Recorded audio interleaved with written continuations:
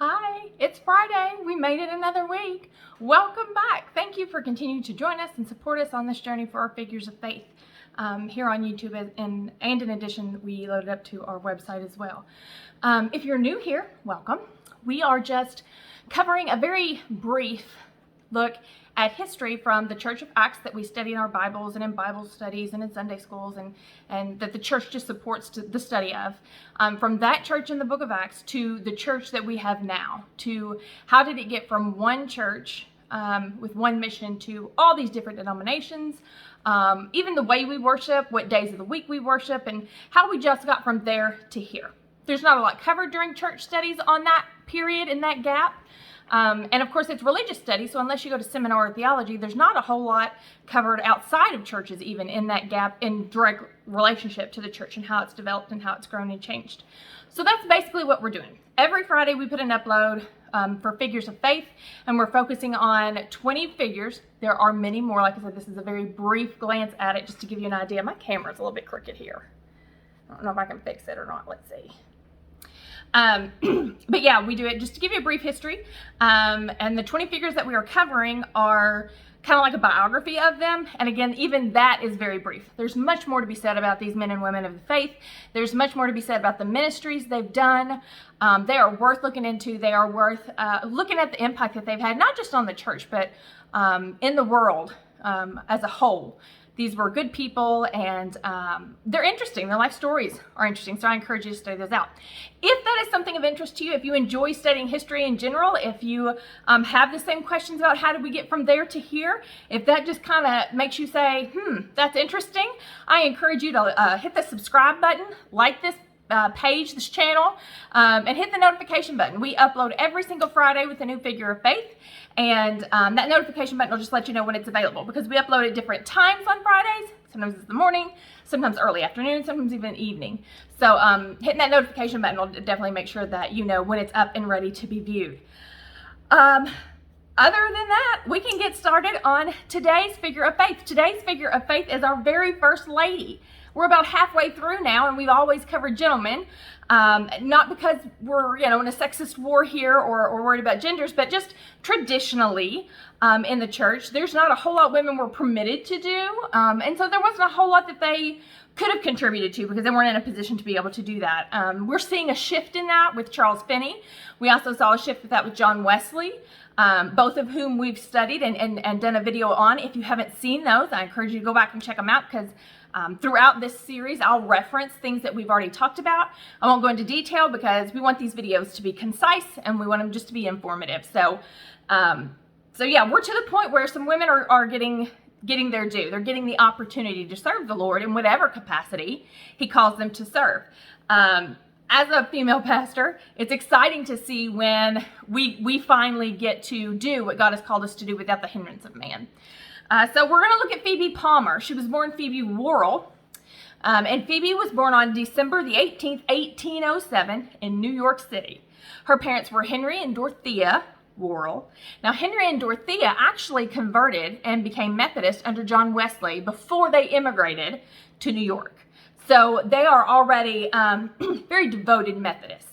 Phoebe would have a sister named Sarah, and they would grow up together in a very just steeped in the Methodist faith, steeped in the John Wesleyan theology and doctrines. Their family was, and when I say devout, I mean like at Phoebe's house growing up with her parents, they had worship services twice a day in their home, in addition to whatever services they attended with the church that they were members of. So they were very Christ-centered. They were very missions-minded. They were very, that being a Christian isn't an occupation. It's not a label so much as it was a lifestyle. And they demonstrated that in their life and in how they ran their home.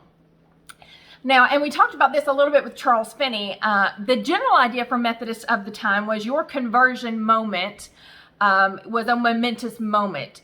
Men would come with testimonies about how they were, in jail, and then they had their conversion moment. Or like we've studied some of our other guys, barely missed being struck by lightning. Or, that there's been a emotional pull at the moment of their conversion. And so everyone's testimonies about the conversion and the beginning of their faith and their walk with Christ is always this big emotional thing. It always had this big monumental moment in their lives that they got to describe and testify about. And for Phoebe, she didn't have that. She didn't have a moment of turning from her wild and wicked ways. She didn't have a moment of not being so selfish and being more minded about others. She didn't have that because she was raised that way. Phoebe, it is said, she always felt like she was saved. She always felt like she doesn't remember a time that she didn't feel like her and Jesus were on the same page, that they were together and that they were ministering. She didn't have a big aha moment because she'd been in the arms of Jesus from the day she was born, and she never rebelled against that. She never wanted to rebel against that. She never was given opportunities where that would be called into question, nor did she want to be. It was her pleasure to have services twice a day. It was her thrill to attend church and be able to participate in missionary type deals. I mean, it was her great passion. And so she struggled a little bit early on in her life because everybody wanted that conversion moment, and she didn't have it. You know, she would want to testify about the goodness of God, and she would want to testify about the greatness of the life you have with him versus the life without him. But she didn't have a life without him. She didn't have a moment where that all came crashing down or changed for her. And so it was difficult for her to identify with other people's conversion moment faith, because she felt like God didn't have to do that for her. He didn't have to do that with her for her to know in her heart that she was committed to him, that she loved him, that she wanted to serve him, that she wanted to be used by him.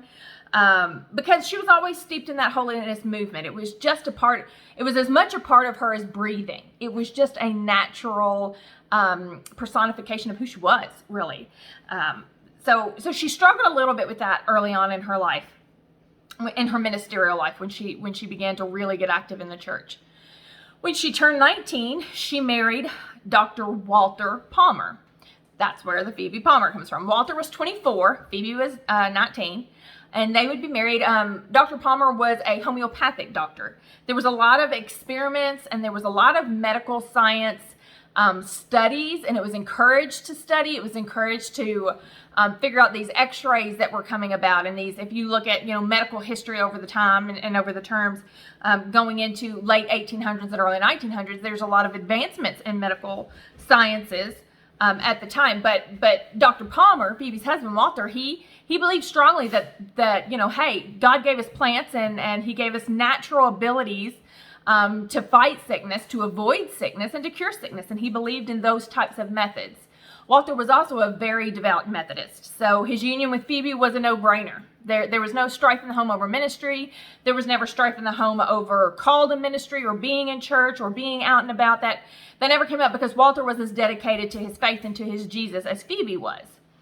Now, that's not to say their marriage was smooth sailing by any means. Phoebe and Walter would suffer great tragedy in their marriage, especially early on when they began to have children.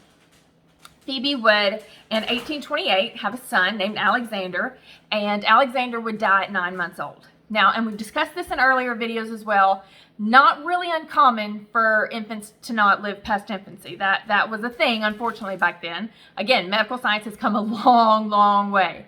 But it wasn't uncommon for children to pass away before their first birthday. That's why in earlier records we see families where the woman may have had 15 pregnancies, or she may have had 9 pregnancies, because most of the time, several of those never survived infancy. So this wasn't a rare thing, but it didn't make it any less devastating. It didn't make it any less difficult to deal with. So their first baby, Alexander, that they had in 1828, would die at 9 months old. So she would get pregnant again in 1830 with another boy, and he wouldn't make it past 7 weeks. There are writings, and if you want to see more about it, they have published parts of Phoebe's journaling, and the ache in her heart and the tragedy of losing these children is very clear in her writing. She makes it very clear. There are times when she questions if maybe this is God trying to pull her attention to him, that God's using this to pull her attention to him, that he wants her to be devoted to him and not necessarily to having children, that he had a bigger call on her life, or a different call, I should say. I'm sorry. She didn't say bigger. He had a different call. And so she questioned what it was God was trying to teach her in these moments of tragedy. In 1833, they would have a third child, and this would be a little girl, and they would name her after Phoebe's sister, Sarah, and Sarah would live. Sarah would not die in infancy. Sarah would be healthy, and Sarah would go on to, do normal things that people of the time did. Excuse me, I'm home alone, and the dog is driving me nuts. Fluff, no. Sorry. We all have dogs, you know, they just get out of line sometimes at the worst moments. So they have Sarah. Sarah lives. Great, wonderful. And then in 1836, 3 years later, they would have another little girl named Eliza. Now, Eliza seems healthy. Eliza seems to be doing all right. Phoebe is ministering in her home at this point. People are coming to see her. She's counseling. She's doing prayer meetings and things of this nature. And so there was a day when she had been nursing and handling Eliza, as a mother will, and there was a meeting downstairs. And so she placed Eliza in her crib, and she told the nurse, I'm going to attend to this. When I'm done with this, I'm going to go rest in my bed. Bring the child to me. When I'm done with my meeting, I'm going to my bedroom, bring Eliza to lay with me. That was the agreement. So Phoebe went and did the whatever meeting she had downstairs. And during that time, the curtains around the crib of Eliza caught fire. The fire spread into Eliza's crib, and Eliza would die. She would perish. She would be burned to death in her crib from this crib fire in 1836. Eliza was only 11 months old. All accounts say that it was due to a careless nurse, that the nurse wasn't vigilant, that she wasn't present, that she had just gotten kind of lax in her duties, that it could have been prevented if the nurse had been just a little bit more conscious and a little bit more present in what she could have been doing. Now, Phoebe's journaling doesn't ever blame the nurse for her child perishing at 11 months, but other accounts say it was a careless nurse. So I can only imagine the impact on not just Phoebe, but on the nurse when little Eliza passes away. She would get pregnant again in 1839, and she would give birth to another daughter. And this time they would name her after Phoebe and call her Phoebe. Phoebe would live and go on to have a prosperous life. Phoebe would kind of follow in her mama's footsteps in that she would go into ministry. She wouldn't be like a preacher evangelist type though, but Phoebe Jr., for lack of better, what the Phoebe Littler went on to do was she wrote music. And we've talked about this in some previous videos. At this point, hymn writing has gotten crazy popular, that people are now writing about emotions, and they're writing about their conversion moments, and they're writing about this God and how he loves, and it's not just scriptures in the hymns as much as it is the experience of the Christian life in the hymns.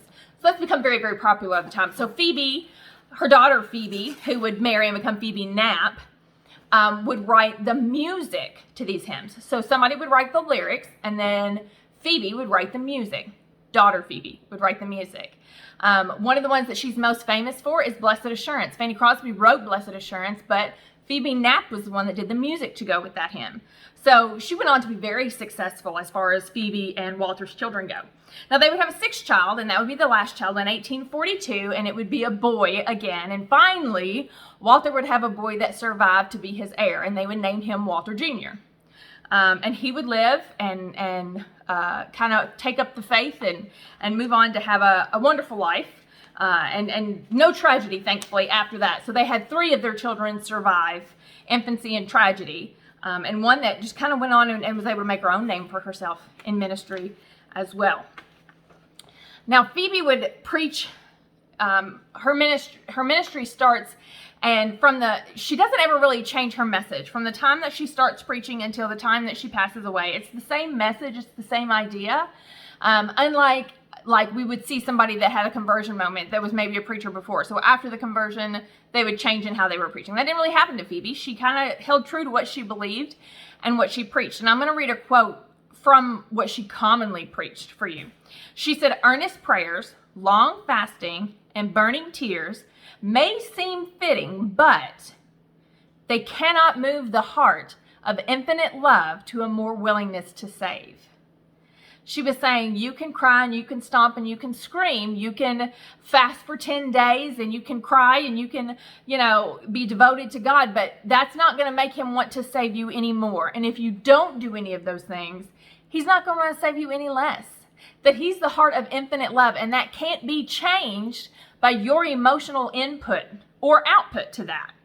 She learned that because, like I said, she didn't have that big, powerful conversion moment, and she learned to be confident in the fact that she didn't have to have that to have the relationship with Christ. She didn't have to have that to say that she was Methodist, to say that she was forever his, that she was striving for this Christian perfection. Phoebe preached Christian perfection, which we first heard about with John Wesley. And that simply was sanctification. It was the idea that a person could live a life sin-free. That Christian perfection was a sin-free life. Sanctification was a sin-free life. And to be able to attain that, it just meant you had to be sold out to Jesus. You had to 100% believe that he was Jesus, that he wanted to do that in you and through you, that he could do that in you and through you. And then you had to just believe that he would. And you could attain a life that was sin-free from that moment forward. And Phoebe believed that. She believed she had attained sanctification, and she preached about that. It's not an idea that I think is foreign to many of us. I believe you can live a life that's sinless. I believe it's difficult. I believe that most of us don't quite get there till we're older because our attitudes and our tempers need to mellow a little bit.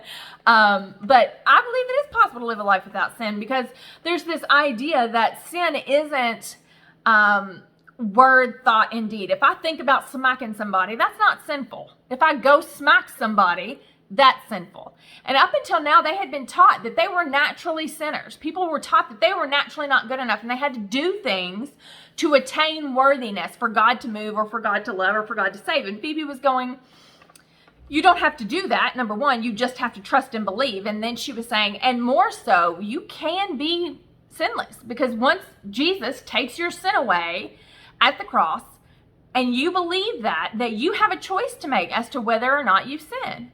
And sin isn't inevitable for anybody. So she very much preached this idea of it can be an emotional thing for you. Absolutely. It doesn't have to be. And she preached that you can live a life that is holy. You can do that. And she was the founder of the holiness movement of the time. Now, in 1835, she and her sister Sarah would begin these Tuesday prayer meetings in their house. And it started with just her and Sarah and about 5 or 6 of the women from their church. And every Tuesday they would have prayer meetings, and they would pray about everything from their families, for each other, for the church, for maybe a mission or a project the church was doing, for the community. If there was something big in the news, they would pray for that. Anything and everything, they prayed for. It didn't matter what it was. And Phoebe and her sister Sarah also used this opportunity for a little bit of discipleship. When people would come and say they needed prayer over a certain thing they were struggling with, they would pray over that, and then Phoebe would then begin to minister to them on how to defeat that thing, how to rebuke the devil off of that thing, or assuring them that Jesus is with them the whole time. She prayed for them, but she also used that meeting to put action to her faith. She was saying God can do anything through prayer, but he also expects us to do something too. Be ye not hearers of the word only, in James. So they start doing that with these prayer meetings, and they explode. They become massively attended. Over time, they would begin to spread across America. And before Phoebe dies, there would be 200 prayer meetings, Tuesday prayer meetings, throughout the world, fashioned after her Tuesday prayer meetings. Phoebe would do these meetings from 1835 until her death. These were important. They were personal. She only did it in home. They wouldn't do it at a church or somewhere, because they wanted to foster that open, intimate relationship with one another. And so it would just explode and become big. It was so amazing that in 1839, they opened it up to men. And men began to come, and prominent men came. Prominent evangelists, bishops came to these meetings. Politicians came to these meetings. Leaders of the community, leaders of the church came to these meetings to hear Phoebe, to pray with Phoebe, and to be discipled by Phoebe. So it launches her, it catapults her to this evangelistic lifestyle that she would begin to develop. Now, Walter would be right along there with her, doing it as well. Phoebe would begin to be invited to churches. She was invited to camp meetings. She was invited to conferences. She was invited to any kind of evangelical movement that was going on. Phoebe was the one to have. She was the headliner. Now, Walter would minister at these too. Walter would speak and have questions asked of him. But for the most part, it was Phoebe's ministry. It was Phoebe that they invited. It was her that they wanted to hear from. And it was her that prayed over people and ministered to the people by great measures. So she just, the prayer meetings opened the floodgates to her call of evangelism and of preaching and of getting that message out to people. She would also write a lot of books, and she would end up later in life, she and Walter would buy a magazine, and she would edit that magazine herself. She would write some of the articles, she would edit it, it came out every month, and she did that up until the day she died. So she was preaching, and she was teaching, and she was praying, and she was writing. If there was a ministry to be had, Phoebe was doing it. She knew she had an important message. She cared about people. She wanted people to have the freedom of the liberty of being loved by Christ. And so whatever method was available to her at the time to do that, she did it. And in 1859, she wrote the book, The Promise of the Father. Now, like I said at the beginning of this, she's not without controversy. As successful as she is, and as charismatic as she may have been, there were certainly people who even today will say she's a woman and has no business leading men in discipleship. She's a woman and has no business being the head over anything. And we have that argument that's contentious even today. It was more so then because there was no feminist movement yet. There was no suffragists going on. There was none of that yet. And so there wasn't groundwork laid to allow a woman to kind of break through that glass ceiling that Phoebe just soared right through. So she was definitely under attack in the papers and in the press and with people who wanted to kind of put a halt to her ministry because she was a woman. They thought she was practicing out of bounds of her legal right. And when I say legal, I don't mean secular. I mean in the church, of her given right in the church. But Phoebe was way too classy to get into a public debate with somebody who wanted to question whether or not she should follow the lead of the Holy Spirit. Because for her, it wasn't about gender. It was, God called me to do this, and how dare you question that? You don't get to question God's decisions on who he uses or how he uses them, and neither do I. We're just supposed to follow suit. We're just supposed to follow and go where he leads. And so she wouldn't publicly debate with these people. She wouldn't publicly argue with these people. She wouldn't get in the pulpit and preach against these people or against these ideas that they had. Instead, in 1859, she wrote the book, The Promise of the Father, and this book defended women in ministry. It addressed all of that about women in ministry, and she basically took it back to the book of Acts when it was just, you do what the Holy Spirit tells you to do, that he'll lead and guide you, you do the rest, Jesus is going to handle it kind of thing, because the Holy Spirit doesn't differentiate between gender. We all know that. We believe that. And so she did have a little bit of controversy, and she handled it like a pro, because she understood that even with those people coming out saying that there were people that maybe wanted to support her, but also didn't want to go against Scripture, and they didn't know if it was okay. They were baby Christians, or they didn't have access to study tools, and so they didn't know if she was allowed to be teaching. So for her, it was, this controversy isn't a chance for me to defend myself. It is an opportunity to reach people. It is an opportunity for me to teach something else. It is an opportunity for me to have the chance to show people who may not know the truth and to understand the scriptures that surround that. So instead of it being a debate point for her, it was a teaching moment. And so she wrote a book to teach everybody about it. Phoebe would go on to evangelize all over the United States. She would end up going to Canada and evangelizing there. She would end up in the British Isles and she would evangelize there. She would be at revivals with Charles Finney and D.L. Moody and the likes of them and minister right beside them. She had a very fruitful, very effective ministry with people. She was concerned with social ills. It bothers her. So she set up a mission in the slums of New York. That it was a 5-point mission. I think it's still going today.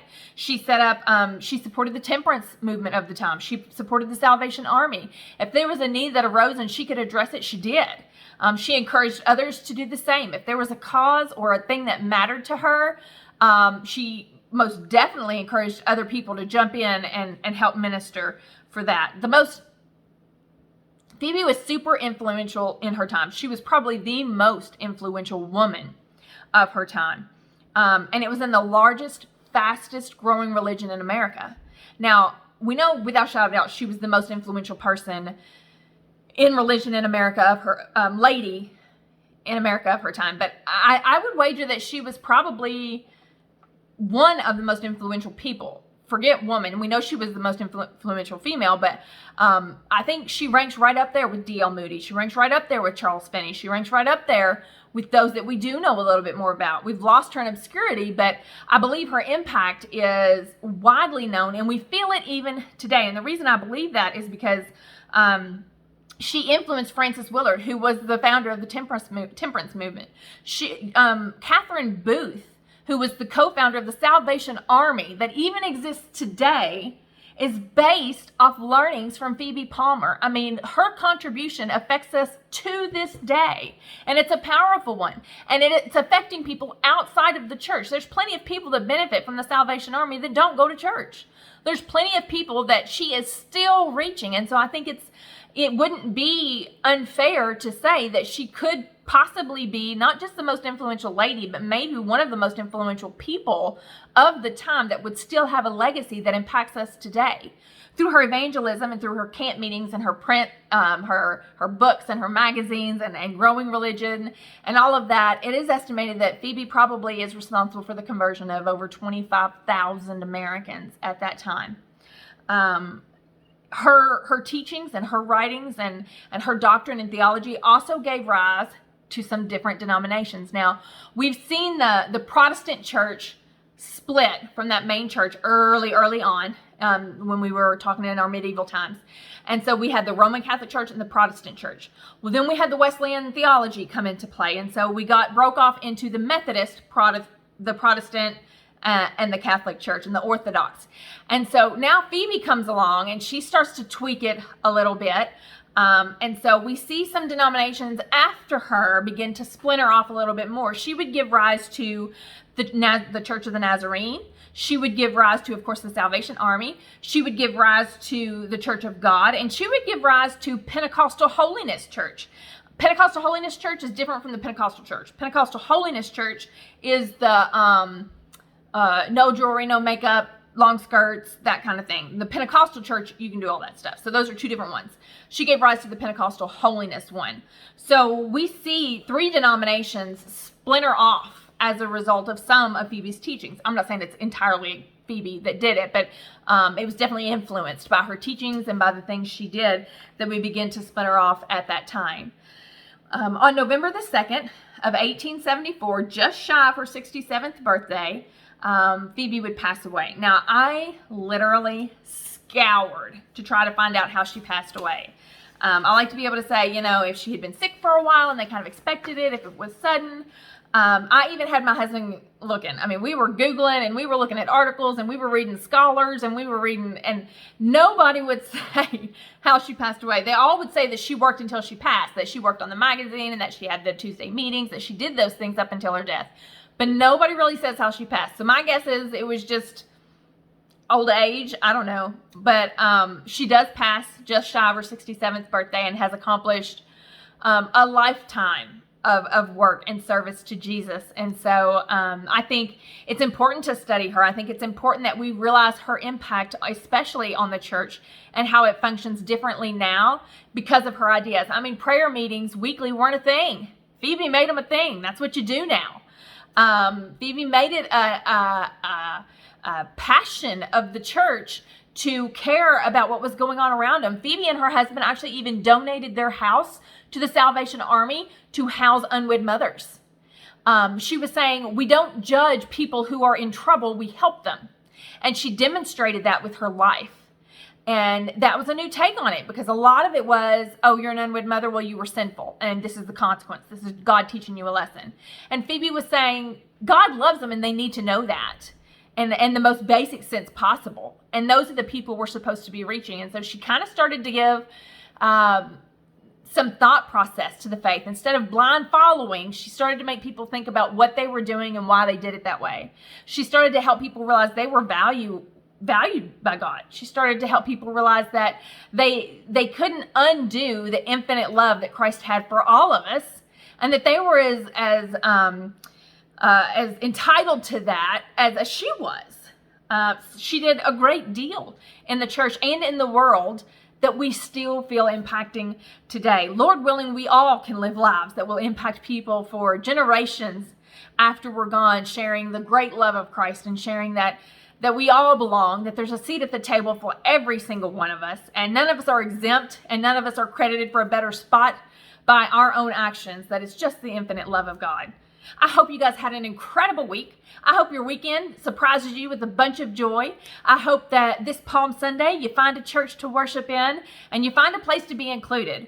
We love you, and until next time, I'm Pastor Joe with Living Grace Church. Y'all have